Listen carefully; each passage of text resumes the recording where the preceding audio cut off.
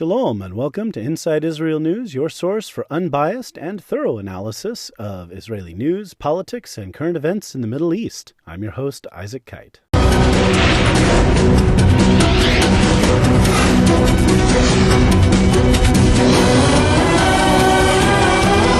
Inside Israel News is back. I'm very excited to be back here talking about Israeli news and some other fun things that are going on. I have been a little busy with a new project. I'm getting ready to put out a social media campaign. Definitely going to tell you all about it shortly after the news here, but it's exciting. It's been a lot of work, and as a result, I haven't really had a time to sit down and put an episode together, which is what I'm doing right now. So let's dive right into the news and find out what is going on in Israel and Israel's world. First and foremost, Iran. So Iran looms large, as I've talked about before. The situation with Iran is just, it gets more ridiculous by the day. Iran's president is appointing to his cabinet people who are known associates of terror. Not surprising, since he was Ibrahim Raisi, their president, was involved in events surrounding the embassy in Iran back in 1979 in the revolution, but just blatantly, these are terror leaders that are being appointed to his cabinet. It is ridiculous. The statements coming out of Iran as well. They live in a deluded world where they think that they're taking over the Middle East, and that's not what the Israelis or the Arabs are all about, as the younger generation would say. That's just not going to happen. No cap. So Iran is continuing to agitate, continuing to rattle the saber. They continue to see the U.S. position as weak. As we've talked about, they've attacked Israeli-owned shipping. They're causing all kinds of consternation in the Arabian Gulf, doing what they can to make trouble and continue to show that they're the ones who have the initiative in the Middle East. And unfortunately, that seems to be the case. There's not much going on among those who are defending against this. The Arabs are just kind of sitting back and waiting for the next shoe to drop. Israel, of course, takes action and is doing what it can to protect assets that are associated with Israel, but there's only so much you can do, unfortunately. In any case, nothing good coming out of Iran. Now, I would also be remiss if I didn't point out, look, the president of Iran is a figurehead puppet position, because they have a supreme leader who is the Ayatollah Khamenei, and this guy is the one who really runs things and really makes the decisions. The president sort of manages day-to-day government, but theoretically it's an elected office, but there's no democracy in Iran. You can only run if you're an approved candidate. They arrest everybody who's not an approved candidate, and their government is run by a group of elites who really don't care what the people of the country think. And large number of Iranians, and we do appreciate them, dissent from that government. We in the West are starting to get a little bit of an idea of what that's like. The last few years, it has been the trend in Western governments, where governments have just run the country and really ignored what the public wanted, especially working class people, as we've seen in Europe and in the United States. Working people rising up, shifting parties, changing political allegiances, doing whatever they have to do to have their voices heard. So we're familiar with this problem, but just imagine in Iran, as a dictatorship, right? They don't care what people think at all. And if they find that the people disagree with them, they'll just arrest people, beat people, and shoot anyone who dissents, who causes any kind of trouble. All right, so Iran continues to be a problem. No sign from Iran that they're going to back down from their position, and U.S. and European countries continue to try to negotiate to get the Obama-era Iran deal back, but even now it seems even the Iranians don't necessarily want it back. They just want the sanctions lifted. What a surprise. I think somebody said something like that earlier in this podcast. Something I talked about many episodes ago. That just continues to be the case. And so it's at a state where even those in the Biden administration and in Europe who want there to be some kind of a deal. A lot of European leaders and governments were represented at the inauguration of Raisi, and the European leaders seem to be trying to reach out to Iran and see if they can reach some kind of accord. The Iranians don't seem to be all that interested. They just want the sanctions lifted, and they want the opportunity to dominate the Middle East, which is what they've been trying to do for 40-odd years. So, no surprise, nothing new. Naftali Bennett, Prime Minister of Israel, has proposed a plan to bolster hospitals in Israel. They're going to increase spending. There's been an uptick in cases, and there's a fear that there's going to be a large number of hospitalizations. Anything is possible. People do tend to get very sick with the coronavirus, COVID-19, whatever you want to call it, and that can lead to increased hospitalizations. It's not clear at this point what's going to happen, but they're certainly trying to be prepared. Bennett is also seeking vaccination for Israeli Arabs, noting that about a third of Israeli Arabs are unvaccinated. Now, obviously, those who choose not to be, that's a little bit of a different issue necessarily, but for those who may not have had access or the opportunity, but who might want to be vaccinated, they're certainly going to pursue them. And the cabinet has discussed and approved some increased restrictions for businesses and such during the current crisis. There's a fear that this Delta variant, the latest variant of the disease, is going to be somehow worse than the original and kick everything back up. I have a feeling, in episode 100 of the podcast, I'll be talking about the epsilon variant or the pi variant, and yet another, there's another scare, so we're going to have to, do this all over again one more time, It's never going to end. There's going to be constantly more fear and more trepidation and more stuff. But anyway, Israel is trying to be prepared, trying to be ahead of the game and be ready in case there is an increase in hospitalizations, and we'll see what that happens, if that happens. I've talked a little bit before about changing attitudes among Israeli Arabs and how things are changing for them in Israel, with Mansour Abbas, the head of the Ra'am party, now serving with the government and voting in the governing coalition. There is an opportunity for Israeli Arabs to advance the political needs of their community. This is a very meaningful time for Israeli Arabs, and I've talked in past episodes about the crime issue, a lot of violent crime and organized crime in the Arab community. There's a need for investment in education and infrastructure, and there are a few other issues that they need to address. And these issues have festered for some time because the Arabs don't serve in the government. And it's one of those things that when parties and governing coalitions have to compete over your vote, you get what you want. Right? The ultra-Orthodox in Israel have lots of special privileges and goodies that they've won over the years by giving successive governments enough votes to form a coalition. But the Arabs have not. Well, now they're doing that, and so by joining the government, they're getting some improvement. Obviously, this comes at a time when Israel is making peace with a number of Arab countries.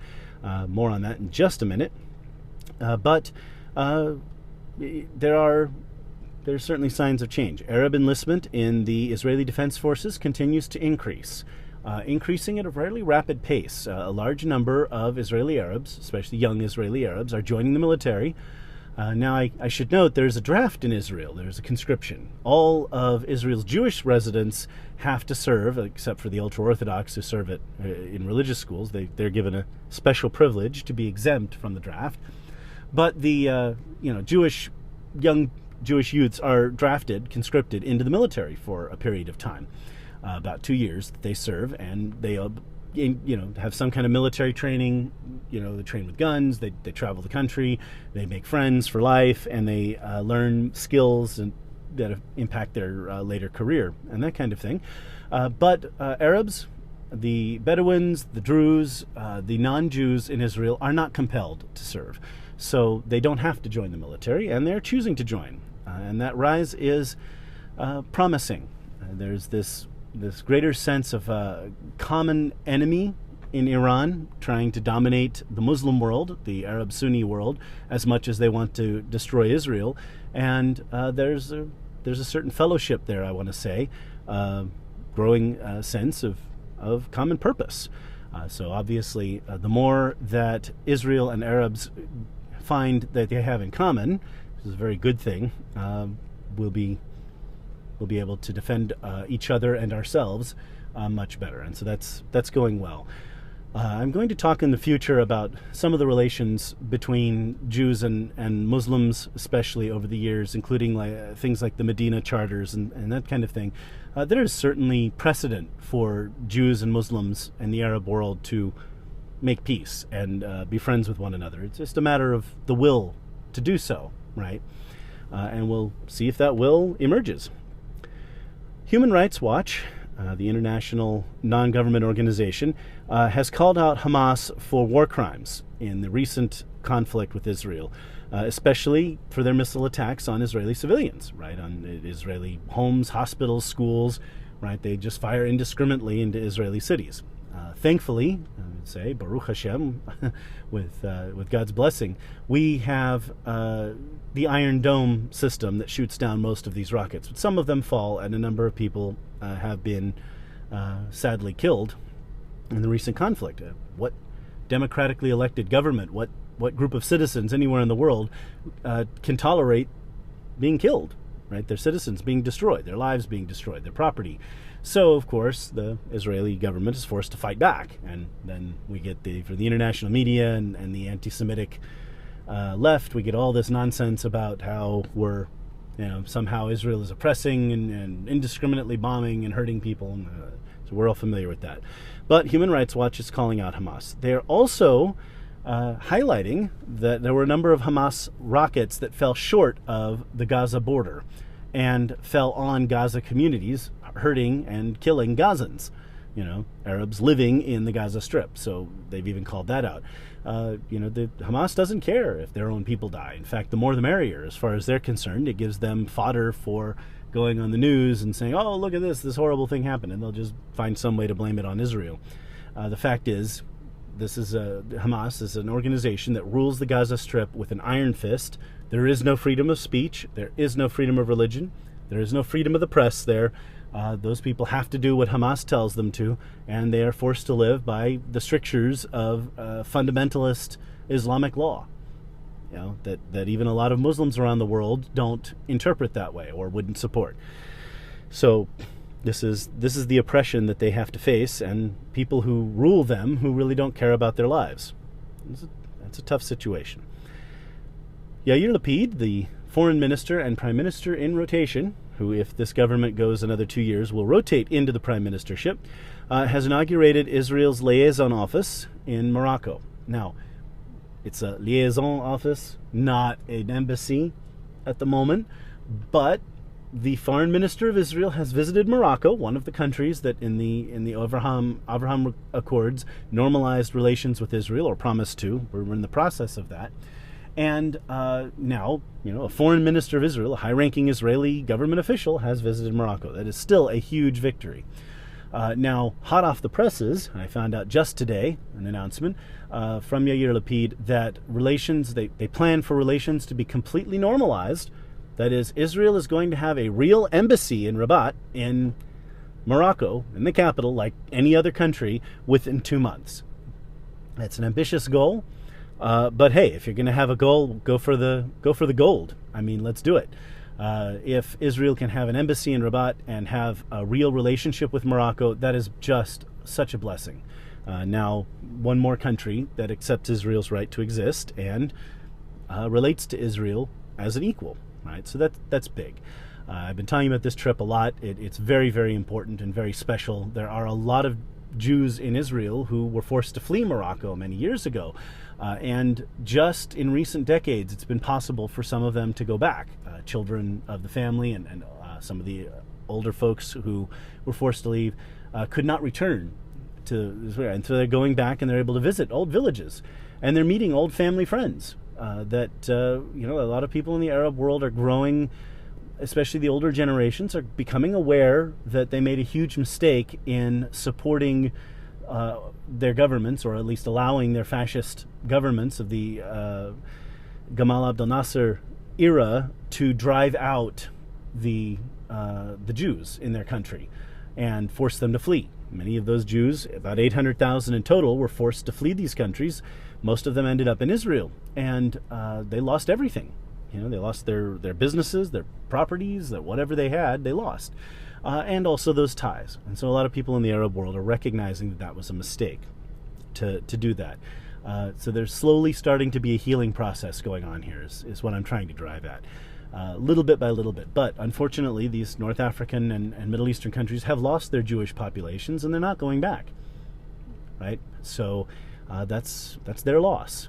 They're going to find out, just like the Spanish did in the 16th century, right after they had forced the Jews out at the end of the 15th century. They're going to find out that there are consequences to that.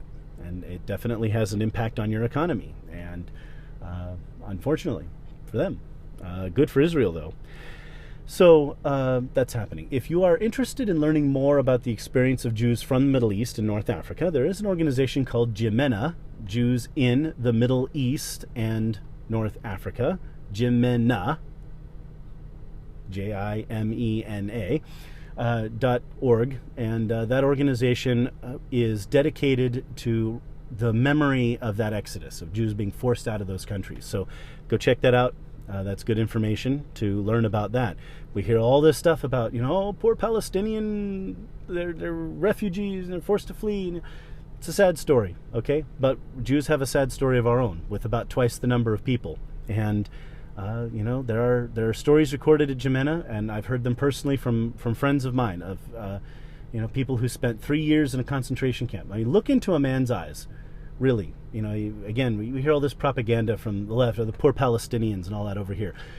But when you look into a man's eyes, a nice old man that you've known and loved for some time, who's a pillar of your community, and see the tears welling up as he talks about spending 3 years in a concentration camp in Egypt, where he didn't get enough food to eat, and he and his friends had to, find ways to survive, to cook food, they literally had to, piece together little stoves out of what little metal they could find, so that they could heat their food, so that they could eat, and their food was palatable, all because they're Jews. That was the only reason. They were falsely accused of nothing, some dumb thing, whatever it had to be said, so that they could be arrested, and they spent years in prison. This was not a happy time. Look into that man's eyes. See those tears welling up. And realize how precious freedom is, and also how precious Zionism is. Because now we have a country where we can go where Jews are safe. At least that's our goal. That's the idea. Moving along. Likud leaders are castigating Bibi. A number of them are out saying that Bibi, it's all about him, that he is condemning Likud to opposition, that if They have a feeling that if somehow Bibi were to leave Likud, there's a good chance that Likud would end up leading the government again soon. And that's not entirely inaccurate, as I've talked about before. The Israeli right, the center right in Israel, has 72 seats in the Knesset. And if you add in the 8 seats from Blue and White, which is technically a center party, although led by Benny Gantz, and Benny Gantz sort of leans a little bit to the left himself. A lot of Israeli generals tend to. But with that centrist party, that's 2/3 of the Knesset, 80 seats out of 120. So there are a lot of seats on the right, but there are a number of right-wing parties and leaders that will not work with Bibi Netanyahu. So if there was a new leader at Likud, could it be that this change bloc would break up, and that leaders like Naftali Bennett and Avigdor Lieberman would be willing to bring their parties into a coalition with Likud led by someone other than Bibi Netanyahu? Who knows? The fact is, these Likudniks are attacking him, saying that he's the reason that Likud is in opposition. Miri Regev, who's a member of Likud, has said that Likud should move away from Ashkenazi men, that is, European-descended Jewish men. I'm not one for identity politics, but I do want to say that it is interesting she has a point here. You have a lot of Israeli parties led by these European-descended men, and so while you don't, like I said, I'm not a great fan of identity politics. You just have to, there are a lot of Israelis who are Jews of Middle Eastern descent, like I just mentioned, the Jews who were forced out of the Middle East and had to flee to Israel. There are Jews from all over the world, right? And not all of them are European descended. But if you look at Israel's leadership, there are a lot of European descended people. So maybe she's right. Maybe they should try something different. In any case, Bibi is holding on to opposition. the position of opposition leader. He is holding on to his seat at Likud as its leader and chairman, and he is, he's holding on to power, trying to find some way to get himself back into power, and that's not all that likely to happen.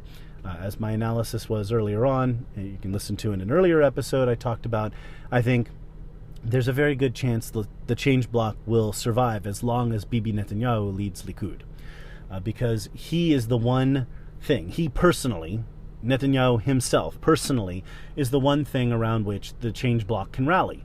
Right? They rally around this cause célèbre of opposing Bibi. Now, if Bibi were to leave, then they would lose that cause. They would lose that central, I want to say that unifying factor, and it would be very possible that Nir Barkat or another Likud leader could perhaps pry the right-wing parties away to their coalition. You just wait till some controversial issue comes up where the right-wing parties in the government feel restrained by the left, and they'll happily join a new right-wing government, right?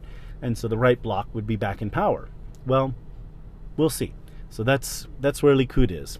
When back from the break, I will be discussing the new social media campaign that is upcoming, and also we'll have that audio from Naftali Bennett. Social media has its pluses and its minuses. And one of the pluses is that you can get a lot of attention for a worthy cause if you desire to do so. One of the minuses is that in order to do this, you really kind of have to be controversial. And if you guys know who listen to the show regularly and understand the show's format, controversy, grandstanding, and coming up with things like that, not really my forte. I really like kind of a sensible, well laid out news story and that kind of thing for you guys to make sure that everything is relatively factual and trying to stay unbiased and claiming my biases wherever I might have them. But social media requires a little something else. So I'm starting a new social media campaign with all the late anti-Semitism, all the problems we've been having lately. I've just had to take on some issues. There are some things that just need to be said. Things about how anti-Semitism and anti-Zionism are the same thing, right? That's anti-Semitism by another name, right? Things like that. Talking about some of the issues that relate to the Palestinian question and people making excuses to kill Israelis, things of that nature. A lot of the stuff I've said here in less dramatic form, let's just say, over the past few months as I've made these episodes a little here and there. I'm condensing them into short clips, some of them like 8 or 9 seconds long, and some of them more like 30 seconds, and I'll be releasing them over the course of the next month on various social media platforms, from TikTok to Instagram Reels to YouTube Shorts, just addressing these issues, and with the hope that will attract some attention and people will learn from it. Hopefully the shock value will cause some people to be educated. In any case, those will be coming out. I will be posting the videos on the Facebook page. But also, you might consider following the Instagram page, the YouTube channel, and if you are on TikTok, maybe you find Inside Israel News and like that. I find TikTok amusing at times, so I enjoy it. But I am kind of glad other platforms are starting to get into doing the same thing, Instagram Reels and YouTube Shorts, because there's competition now for it. TikTok has a lot of problems, Chinese company and some other issues, but there's a good sense of humor there, and I like the community. So anyway, check out some of these new videos, and I find them amusing. I get a little bit of a kick out of watching myself making them. Gen Z likes things to be short and simple, straight to the point, our younger generation, and as someone from Gen Z would say, savage. Savage, no cap. Just straight up. It has to be kind of mic drop. Anyway, so I have fun. I kick making it. I'm speaking to the younger generation and hoping that I can break down some stereotypes and again seek some education. Anyway, take a look for those. That has taken a little bit of time away from episode recording because, of course, I'm working on doing that. But we'll see how it all pans out. In any case, this episode, you get caught up here. What we're going to hear next is from Naftali Bennett, current Prime Minister in rotation with Yair Lapid. And this is, if you find it on YouTube, and I'll share the video on the Facebook page if you're looking for it there. This is a video that he made about Mt Eval, about the altar on Mt Eval. And we talked about this quite a bit in the interview in last episode with Aharon Lipkin, who does tours of Israel and takes people to see these precious sites. And during the interview, we brought up a lot about the history of Israel, its impact on the Jewish people, and the impact of the Jewish people on the land. That here, you have this altar on a mountain that's 3,500 years old, that was built by Joshua, when he entered the land. And it really is so symbolic when you stand on it, when you go to it, and think of, the Jewish history and the claim to the land and our ties to the land. Obviously, we want to live in peace with the people who live there already, but, still, this is Jewish land that Jews lived on millennia ago. And he points out that the attempt to erase that history, the attempt to change that narrative, is harmful not only to Judaism, but also to Christianity. The attempt to delete King David undermines some of the foundational concepts of Christianity. And, again, the erasure of that history is so harmful to us and to our efforts to preserve morality and decency. So that's a great interview. I recommend going back and listening to it. And I'm going to go ahead and give you the audio from Naftali Bennett, Prime Minister of Israel. Shalom, everyone. Imagine if ISIS would try and take apart the Statue of Liberty or the Eiffel Tower. What an uproar across the world we'd hear. Well, I'm standing here on the hills of Samaria on an ancient Jewish site, one of the most ancient Jewish sites ever discovered, 3,200 years old, on Joshua's altar on Mt Eval. On this very mountain, 3,200 years ago, the Jewish people came out of Egypt, crossed the Jordan River, which is right over there, came up through Nablus, and met here for their last central meeting of the Jewish people before spreading across the land of Israel and building our national home over here. A few decades ago, famous archaeologist Adam Zartal discovered this altar and found evidence for it being the original Jewish altar. Unfortunately, just a few days ago, the Palestinian Authority started dismantling this location. That's unbelievable. That's a barbaric act that we've only heard from ISIS and from radical Islamists that want to take away ancient sites of other people. I can tell you now, as former defense minister of Israel, we will never let anyone touch our Jewish heritage. We're going to keep our history to ensure our future. Thank you very much. Excellent words from Prime Minister Naftali Bennett. Of course, when he recorded that about 5 months ago, he was still not yet Prime Minister, so that's why he's referring it that way. Powerful words. With the Palestinian Authority trying to disassemble the site, to dismantle the altar, there's definitely an attempt to erase Jewish history and the Jewish ties to the land, which is not a good thing. And again, as he points out, if this were any Western thing, from the Statue of Liberty to the Eiffel Tower, we would have much uproar. But, because it's in Israel, a lot of people don't want to pay attention. But this is the challenge that we face. Anyway, I hope that you have enjoyed the episode. I will be back soon, hopefully not so long, with another episode. And as always, please do check out the Facebook page, Instagram, TikTok, YouTube. Inside Israel News is almost everywhere. There are a few places where it's not, like Twitter, but there are reasons for that. In any case, please check it out. Find us, check out the videos. Hope you like what you see. And with that, I will say goodbye. Lehitraot.